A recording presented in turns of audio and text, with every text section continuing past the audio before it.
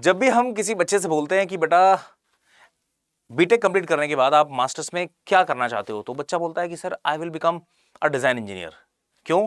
क्योंकि design engineer बोलते ही उसके दिमाग में खुद की ऐसी इमेज बनती है कि उसे लगता है कि जब मैं मास्टर्स कंप्लीट कर लूंगा तो फिर शायद मैं किसी बहुत बड़ी ऑटोमोबाइल इंडस्ट्री में जाऊंगा और गाड़ियों को डिजाइन कर रहा हूंगा, एस्थेटिकली डिजाइन कर रहा हूंगा, लुक्स वाइज डिजाइन कर रहा हूंगा, गाड़ी का कलर कैसा होना है, गाड़ी दिखनी कैसी है। मतलब नेक्स्ट टाटा सफारी जो आएगी वो मैं ही बताऊंगा कैसा दिखने वाला है, उसमें हेडलैम्प की पोजीशनिंग कहां होगी, टेल लैंप कहां से कहां तक लगेंगे, गाड़ी का लुक बल्की होगा या है ना एरोडायनेमिक होगा। बच्चों के दिमाग में बस ऐसा आता है कि हम डिजाइन इंजीनियर बनने के बाद कुछ ऐसा करने वाले हैं। एंड लाजमी भी है, हम लोगों ने मूवीज भी देखी हैं जो वहां पर डिजाइनर का मतलब यही होता है। बेटे we as a mechanical engineer हम लोग जब मास्टर्स करते हैं मशीन डिजाइन ब्रांच से, हम इस डिजाइन की बात नहीं कर रहे हैं, हम मशीन कंपोनेंट्स के डिजाइन की बात कर रहे हैं। हम लोग स्ट्रेंथ के पॉइंट ऑफ व्यू से डिजाइनिंग की बात करते हैं। एमटेक में जब मशीन डिजाइन ब्रांच लेते हैं तो सर ये वाली डिजाइनिंग कौन करता है, और अगर हमें ये चाहिए तो हम क्या ऐसा सीख लें कि हम इस काबिल बन जाएं कि कंपनियां हमको ये जॉब्स ऑफर कर दें, ड्रीम जॉब हमारा। देखो इसके लिए कुछ अलग डिपार्टमेंट्स हैं, कुछ अलग कोर्सेज आपको करने पड़ेंगे। आईआईटी बॉम्बे में देयर इज अ डिपार्टमेंट जिसको हम लोग बोलते हैं आईडीसी। ये डिपार्टमेंट आप लोगों को मिलता है, इसका एक सेपरेट एग्जाम होता है ना, सीड का एग्जाम बोलते हैं इसको, सीड, CEED। और जब आप मास्टर इन डिजाइन, यहां से जब आप मास्टर्स की डिग्री करोगे तो ये मास्टर इन डिजाइन देते हैं आपको, एमडेस बोलते हैं, एमटेक नहीं, मास्टर इन टेक्नोलॉजी नहीं, एमडेस, मास्टर इन डिजाइन।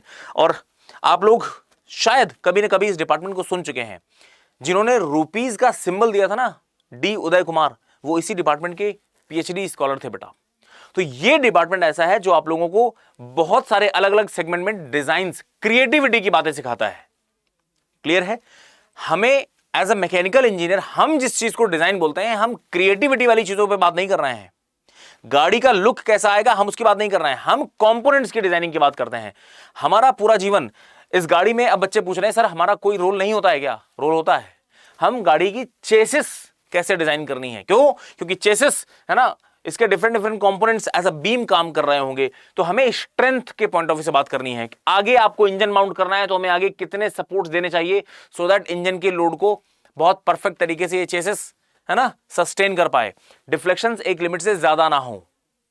क्लियर है ना? पीछे माउंट करना है तो चेसिस का डिजाइन क्या होगा, ऑल दीज थिंग्स। आपने जो इंजन से बैक व्हील तक, पीछे तक जो पावर ट्रांसमिशन शाफ्ट आ रही हैं, उस शाफ्ट की डिजाइनिंग क्या होगी सो दैट बहुत heavy torque without any shaft failure बड़े आराम से ट्रांसमिट किए जा सके। तो हम लोग जिस डिजाइनिंग की बात करते हैं वो डिजाइनिंग एस्थेटिक, खूबसूरती वाली डिजाइनिंग नहीं है। हम लोग डिजाइनिंग की बात करते हैं स्ट्रेंथ के पॉइंट ऑफ व्यू से। और अभी है ना जो बच्चे बीटेक कंप्लीट कर रहे हैं, अपना मास्टर्स जब आप करोगे, अपना एमटेक करोगे डिजाइन में, मशीन डिजाइन ब्रांच में, तो आपको आपका एज एन आउटपुट जो मिलेगा, जब आप किसी इंडस्ट्री में खुद को रिप्रेजेंट करोगे तो आपको काम ये करने हैं बेटा। और ये एक बहुत इंपॉर्टेंट पार्ट है, क्योंकि गाड़ी की जान यही है। गाड़ी बाहर से कैसी दिख रही है, नो डाउट अपीलिंग वो चीज है, लेकिन गाड़ी की स्ट्रेंथ, गाड़ी चलते चलते फेल तो नहीं हो रही है, उसके पूरी चीज के लिए जिम्मेदार आप होंगे, मैकेनिकल डिजाइनर्स आप होंगे बेटा। बात समझ में आ रही है? हमारा पूरा टाइम है ना बहुत छोटी छोटी चीजों पे, गियर्स के टीथ डिजाइन कर रहे हैं, बियरिंग्स को डिजाइन कर रहे हैं, ये सारी चीजें हम लोग करने वाले हैं। अच्छा, एक और चीज, सारे बच्चे बहुत ध्यान से एक चीज सुन लें। अगर आप एमटेक इन डिजाइन करना चाहते हो, मशीन डिजाइन अगर आप अच्छे से एक्सप्लोर करना चाहते हो, कभी आपने सोचा हो कि हम ये फ्यूचर में ऑटोमोबाइल इंडस्ट्री में एज अ डिजाइन इंजीनियर काम करेंगे, तो आप सभी लोगों को स्ट्रेंथ ऑफ मटेरियल बहुत अच्छे से पढ़ना ही पड़ेगा। फंडामेंटल्स क्लियर कर लीजिए, तब जाकर के आप है ना गेट में अच्छा स्कोर लाएंगे, फिर आप मशीन डिजाइन ब्रांच ले सकते हैं। और एक बार मशीन डिजाइन ब्रांच ली, फिर वहां पर आप लोगों को एडवांस स्ट्रेंथ ऑफ मटेरियल, हम लोगों ने तो बहुत अजम्पशंस ले रखे हैं, एक्चुअल में मटेरियल के ऊपर लोड लगने पर क्या क्या स्ट्रेसेस लग रहे होंगे, क्या बिहेवियर होता है, सारी चीजें ये आपको पढ़नी होंगी वहां पर। और इन सारी चीजों की जड़ कहां पर है, स्ट्रेंथ ऑफ मटेरियल, जो बीटेक में हम लोग पढ़ रहे हैं ना, इसको आप अपना स्ट्रॉन्ग करिए, फाउंडेशन यहीं से बनेगा। इसके बाद आपको एडवांस में कुछ चीजें सीखनी पड़ेंगी, लेकिन फाउंडेशन यही है। और अगर आपका फाउंडेशन स्ट्रांग नहीं रहा तो फिर आगे का टाइम आपका खराब ही जाने वाला है। और आप लोगों की इस फाउंडेशन बिल्डिंग में हेल्प करने के लिए हम 10 जुलाई से एक नया बैच स्टार्ट कर रहे हैं, जहां पर मैं स्ट्रेंथ ऑफ मटेरियल आप लोगों को पढ़ाने वाला हूं। आप सभी बच्चे कहीं ना कहीं किसी न किसी प्लेटफॉर्म पे मुझसे कुछ सब्जेक्ट्स, डिजाइन के कुछ सब्जेक्ट्स पढ़ चुके हैं। थ्योरी ऑफ मशीन आपने पढ़ा होगा। अब पहली बार आप लोगों को मिल रहा है मुझसे स्ट्रेंथ ऑफ मटेरियल पढ़ने के लिए। सब्जेक्ट को अगर आप फील करना चाहते हैं, देखो डिजाइन में आप खुद को बहुत बड़ा तब बना पाएंगे जब आपको बेसिक्स पता हो, आपको ये पता हो। देखो क्वेश्चन सॉल्व करना वो नहीं सिखाऊंगा, ना ना ना ना ना, that is my least aim. आपको ये फील होना चाहिए, दिखना चाहिए कि जब भी किसी मटेरियल के अंदर, किसी कंपोनेंट के अंदर कुछ लोड लगते हैं तो आखिर उस मटेरियल के अंदर, कंपोनेंट के अंदर क्या चीजें चल रही हैं, एक एक पार्टिकल को क्या फील हो रहा होगा, स्ट्रेसेस आपको दिखने लग जाए, विजुअलाइज होने लग जाए। That is going to be my aim. 10 जुलाई से बैच स्टार्ट हो रहा है। सारे बच्चे सिविल और मैकेनिकल इन दोनों ब्रांचेस में मैं ही पढ़ाने वाला हूं, और आप फटाफट से एनरोल कर लीजिए। कुछ ही दिन बचे हैं। जिस समय आप एनरोल कर रहे हैं आप एक कोड यूज कर लीजिएगा Y499। क्यों मैं बोल रहा हूं, क्योंकि सारे बच्चे इस पूरी प्रिपरेशन के दौरान, अगर आप चाहते हैं कि तैयारी तो सर हम कर लें, लेकिन हम आपको अपना एज अ मेंटर चाहते हैं इस पूरी जर्नी में, तो अगर आप मेरे मेंटरशिप में, मेरे गाइडेंस में अपनी गेट की प्रिपरेशन को करना चाहते हो तो आप Y499 ये कोड यूज कर लीजिएगा। कोड यूज करने के बाद आप मुझसे कनेक्ट कर लीजिएगा, बता दीजिएगा मुझे, है ना, कि sir I have taken admission.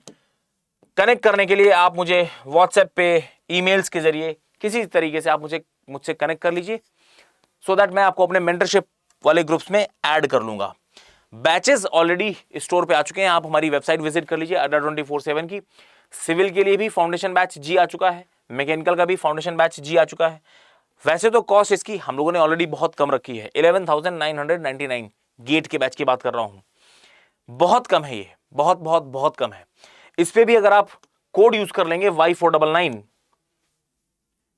ये कोड जब आप यूज करेंगे Y499, अप्लाई करिए कोड को, तो आपको कुछ तो 2,000 रुपए के आसपास डिस्काउंट भी मिल जाएगा। Maximum possible discount you are going to get, और अल्टीमेटली आपको पे करने हैं 9,959 only. That's it, that's it. तो फ्यूचर अगर आपने सोचा है कि एज अ डिजाइन इंजीनियर मुझे काम करना है, मास्टर्स एमटेक मुझे डिजाइन में करना है, तो आपके स्ट्रेंथ ऑफ मटेरियल के फंडामेंटल बहुत अच्छे से स्ट्रांग होने चाहिए, और उसमें मैं आप लोगों की मदद करने आ रहा हूं 10 जुलाई से। मिलते हैं, फटाफट से सारे बच्चे आइए, एनरोल कर लीजिए। मिलते हैं 10 जुलाई को पेड बैच में।